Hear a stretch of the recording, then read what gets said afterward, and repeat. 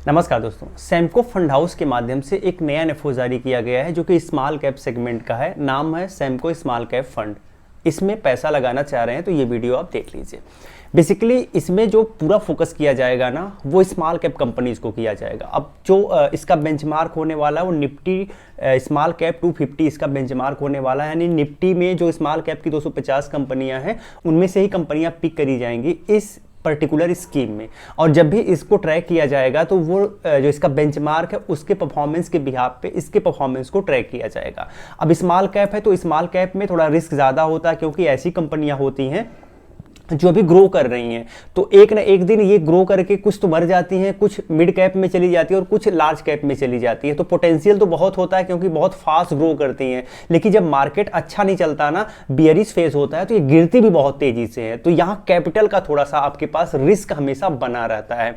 बात करें यहाँ एग्जिट लोड की, तो अगर आप 1 साल या फिर उससे ज़्यादा होल्ड करते हो ना, तो आपको कोई एग्जिट लोड नहीं देना पड़ता है। लेकिन 1 साल से पहले पैसा निकालोगे 1% एग्जिट लोड होगा। लेकिन एक कैच है कि 10% यानी जितना आपने लगाया है उसका 10% तो कभी भी आप रिडीम कर लोगे, कोई एग्जिट लोड नहीं देना पड़ेगा। लेकिन 10% से ज़्यादा जब रिडीम करोगे तो प्रॉब्लम आपको आएगी।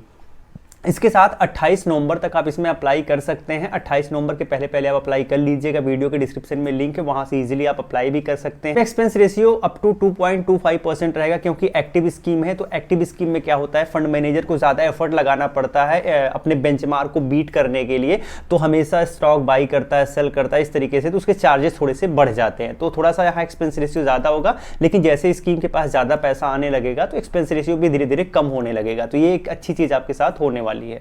अब अगर इसके ऑब्जेक्टिव की बात करें तो बेसिकली इसका ऑब्जेक्टिव यही है कि आपको लंबे समय तक आप इसमें पैसे लगाते हो तो ये कंपनी आपको ज़्यादा पैसे जनरेट करके देगी, यानी अपने आपके पैसे को एप्रिसिएट करके देने का प्रयास करेगी और पूरी तरह से फोकस होगा इक्विटी एंड इक्विटी सेगमेंट में। अब चूंकि स्मॉल कैप है तो 65% मिनिमम स्मॉल कैप सेगमेंट की कंपनीज में लगाना है।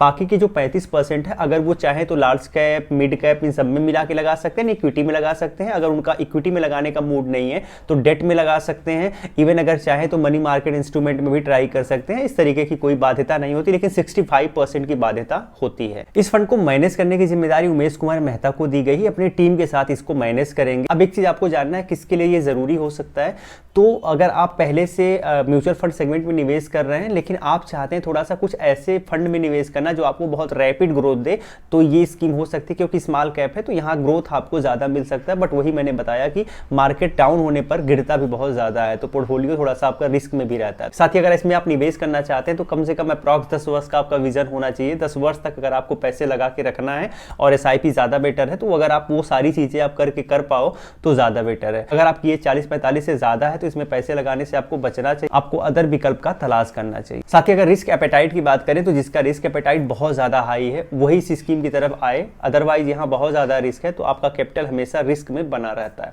उम्मीद करता हूँ वीडियो आपको ठीक लगी होगी। वीडियो के डिस्क्रिप्शन में एक लिंक है जिसके माध्यम से इजीली आप इस स्कीम में पैसे लगा सकते हैं और कोई दिक्कत आती है आप मुझसे कांटेक्ट कर सकते हैं। जय हिंद।